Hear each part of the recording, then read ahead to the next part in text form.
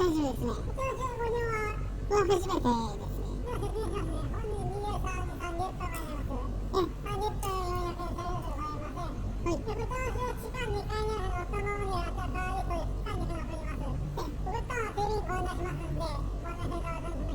わかりました。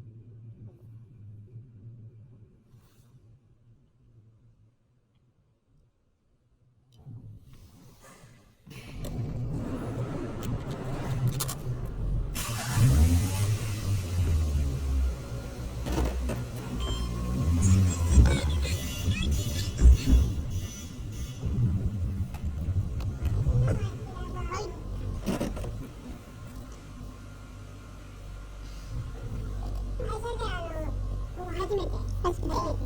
柱があるのでドアの開け閉め注意していただいて、車止めあれ見ていただくと15センチぐらいしかないとこ入っていただくので、乗り越えないように注意していただいて、左見ていただくと柱が1個あるよ。で、シルバーの車入ってます。あそこは10番で、その手前が9番、8番ってあるんですけどね、8番にバックで入れていただいてます。一番柱寄りです。お願いします。